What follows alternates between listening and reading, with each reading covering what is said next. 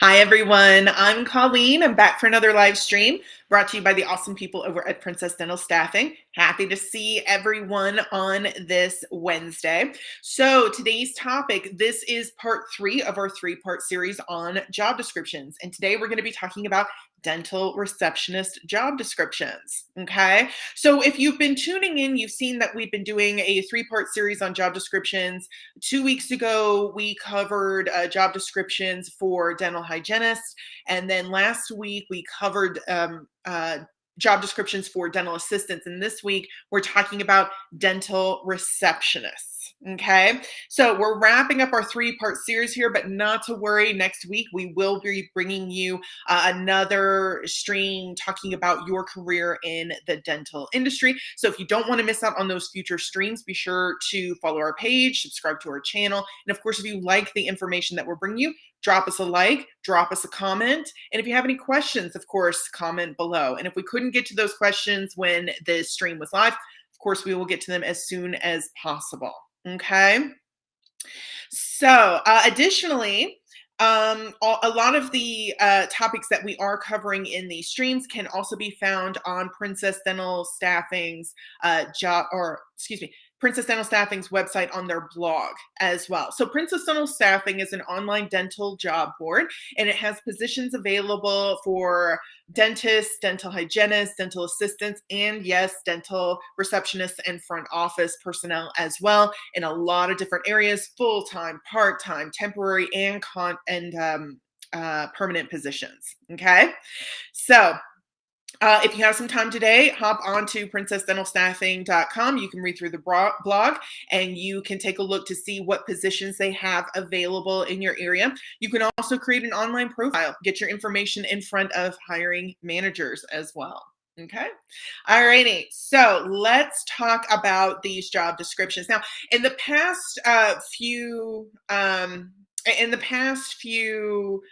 streams, we've kind of talked about job descriptions and whatnot already. So if you've been tuning into these streams and you've kind of heard this information before, I won't bore you that much with it again by repeating it again. I'm just going to do just kind of a quick overview on what job descriptions are, why they're important, and then we'll dive into some of the examples. Okay. Excuse me.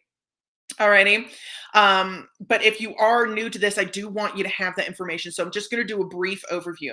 So basically, job descriptions are, are your offices or practices, what you post in order to obtain applicants for a position that you have available. Okay. It's also the first opportunity for job seekers to get a little bit of insight into your company and to your practice, right? And get some information on things like company culture and that sort of thing. Okay.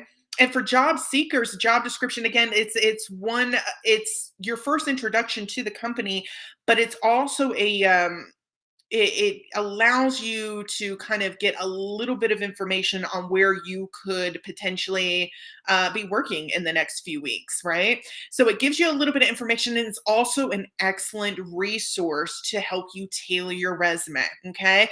And I will say this till I'm blue in the face. I will say this, until I will even beyond when I'm no longer doing writing resumes and I'm no longer a resume writer, I will continue to say this. I always recommend tailoring your resume and your cover letter and whatever other application documents you may have to the job posting. Those are the answers to the test. Okay. That is specifically what the potential employer is looking for. Okay. And I know it takes time, effort, and energy. And I know that the job application process can seem kind of grueling, but I still recommend that you do it because it does give you, when you take the time to tailor your resume to the job posting, to the job description, it gives you a better chance of pushing through the review, the application review, the resume review, and hopefully getting you a callback for an interview. So job descriptions are just as important for job seekers as they are for potential employers. Okay. And the way I always think about it too, because I do get a lot of pushback when I always recommend that clients take the time to tailor the resume. I always get a lot of pushback. But Colleen, it takes so much time. But Colleen, I have things to do. Colleen, I can't dedicate, 100% of my hours to looking for jobs and then tailoring my resume and cover letter and then applying for them. But here's how I kind of think about it. If your application documents are successful and you get that interview, then then you have to spend less time in the job search part of the application process, right? And you can kind of move on to getting those interviews in, right? Which means you spend a little bit more time up front in the beginning of the process and less time at the end, right? Because you don't have to spend as much time in the process, okay? So that's what kind of job descriptions are and why they're important. They also kind of give you a really good idea of what you can be expected to do and those sorts of things, okay? So job descriptions really, really important. So for potential employers, deciding whether you want kind of a shorter job description or kind of a longer one that's a little bit more detailed and a little bit more restrictive is really going to help you determine kind of what kind of applicant pool you can expect to get, right? Because if it's shorter and it's a little bit vaguer, then you're generally going to get a larger and more diverse applicant pool, which means you're going to spend a little bit more time in the application process, whittling down your applicant pool to find your new employee. But maybe that's something that you want, right? So it might be a good thing.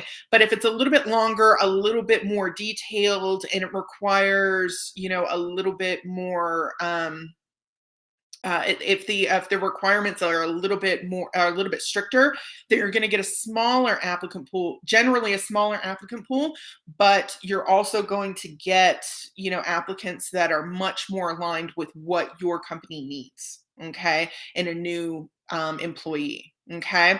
So just some kind of things to think about. So it's, before you even post the job description, heck, before you even start writing the job description, it's a really good idea to decide, how much time you want to spend in the application process. Do you need someone a little bit quicker, or do you need someone, can you take a little bit more time in deciding who it is that you want? So, just kind of determining that information kind of upfront is going to help you determine, just how strict you want this job description, in terms of like requirements, et cetera, or how kind of how much more like lax or a little bit more open you want this job description to be in these requirements to be. Okay. So just some kind of food for thought. Okay. All righty. So let's talk about what to include in a job description if you're writing one, and kind of the things that job seekers are going to be looking for. And job seekers, these are definitely the things that you should be looking for if you are, currently, looking for new work and applying to new positions. These are some of the things to look for in order to get a good idea of the type of company that you're applying for. Okay, so generally, you want to start off with an introductory paragraph, and this is just it doesn't have to be too in depth, just a few sentences that kind of talk a little bit about that allow you to kind of present your office and your practice to potential candidates. Okay, and just kind of a way to get the job search process or the application process off to a good start, right? So, taking advantage of the opportunity to set your organization apart from the other job descriptions that are on the internet,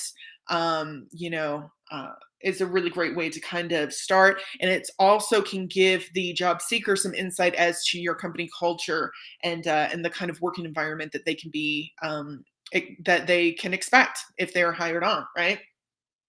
Underneath that, you generally want to go into the responsibilities of a receptionist, right? So that the job seeker kind of has a good idea of what it is they can be expected, the standards, right? And the benchmarks they're expected to perform to, and what all the position entails. So things like, visitors are served by greeting, welcoming, directing them to the right location, notifying company personnel of the arrival of a visitor, maintaining the telecommunications and security systems. Um, following procedures, standards, and regulations to keep the reception area safe and clean. Okay, so those are some of the things that you might want to consider adding when talking about the responsibilities of the receptionist. Okay, then you may want to start talking about work hours and benefits. Okay, so benefits are a really great way to kind of entice job seekers to apply for your position, just kind of letting them know, what perks and benefits that they can expect, right? And that comes standard with working for you. And work hours are always a really great thing to include. Like if you have very strict work hours that you need this person to work, like if you have several dental receptionists and they're kind of staggered across shifts, or maybe there are certain days of the week, or something like that. If your scheduling structure is set up in a very strict way, you definitely want to include work hours, right? Because if the job seeker can't work those work hours, you'd like to know that on the front end, right? So that the job seeker knows, oh, okay, well, maybe I shouldn't apply for this one because I can't work Saturdays, or whatever it is. Okay, so it's always a good idea to include those work hours, okay, as well, along with benefits. Okay, and then next, generally, you want to include the qualifications and skills that you want this dental receptionist to have. Okay. So, for example, you might say, telephone proficiency, you might say organization, you might say, customer centric or patient centric, something like that. Okay. Just to kind of, um, again, just to kind of give the job seeker an idea of what kind of skills you're looking for, and how to fit in well with the company culture. Education experience and licensing requirements. So kind of those more technical skills, those more strict skills. So some things that you might include are years of experience. Like if you want someone to have previous experience specifically as a dental receptionist, or maybe just as a receptionist or front office associate, maybe not necessarily in the dental field, right? And again, that's really going to depend on what your needs for the office are.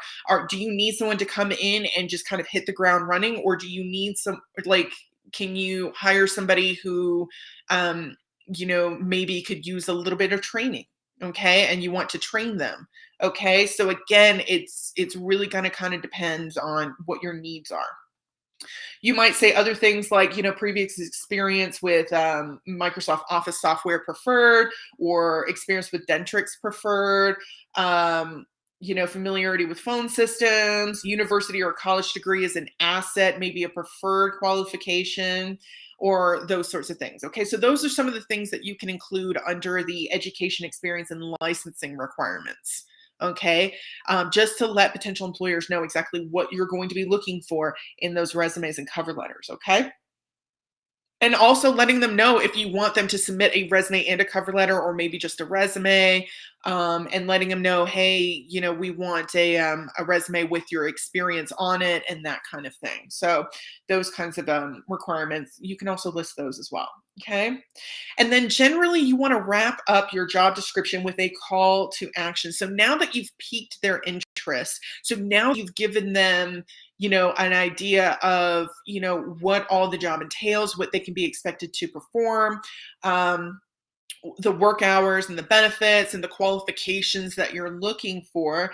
Now is where you include a call to action. And basically those are instructions for how to apply, essentially inviting them to apply and letting them know how to apply.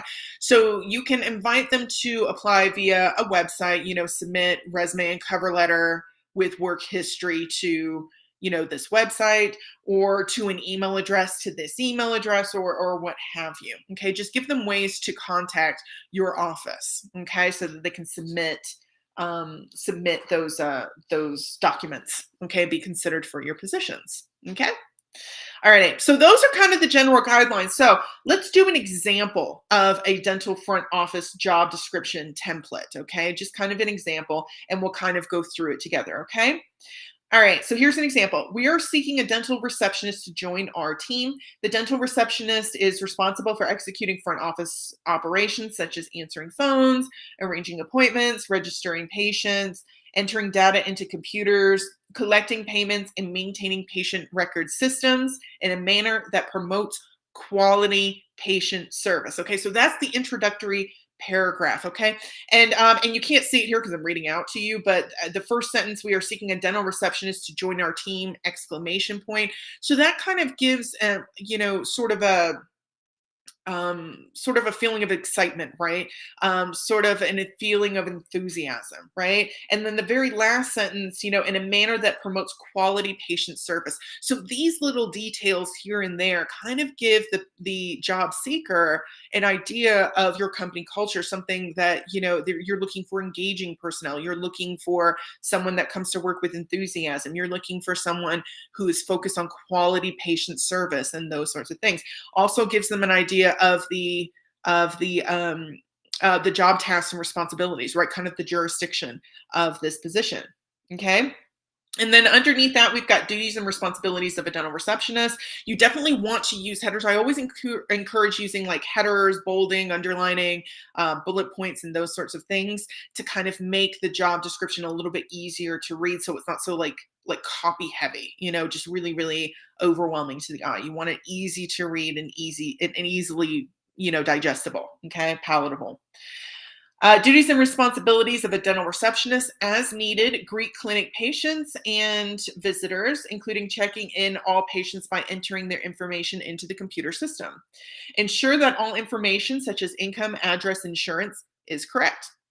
Each day, follow the same processes for opening and closing the clinic.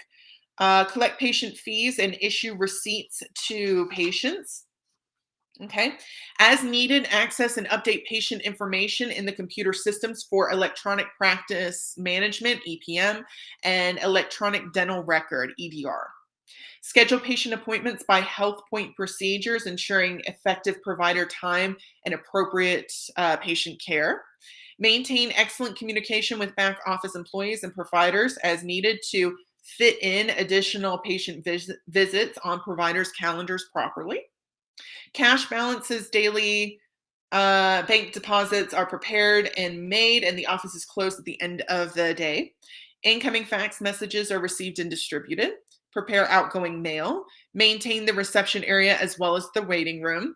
And participate in agency committees and task force activities, and attend staff meetings and in-service meetings. Okay, so those job descriptions, those tasks and responsibilities were very, very thorough, especially using the talking about certain systems that they use. That's always a great thing to kind of include, actually using the name for those systems that you use in your office, because job seekers are going to pick out that keyword or phrase and make sure, if they have that experience with those systems, hopefully job seekers, hopefully you're doing this, you're including those specific systems in your resume to show that you have experience with them. Okay.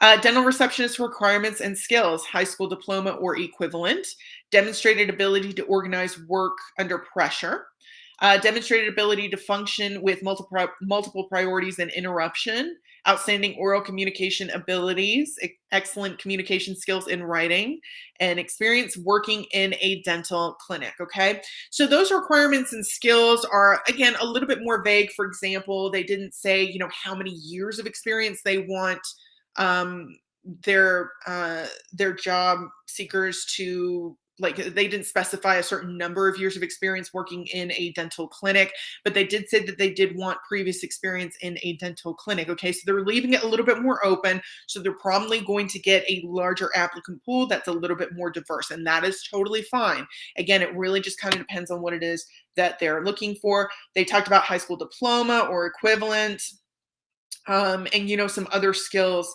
as well. Okay, and they also left it a little bit open in terms of computer applications and systems. Again, you're likely going to get a larger applicant pool, more diverse skill set.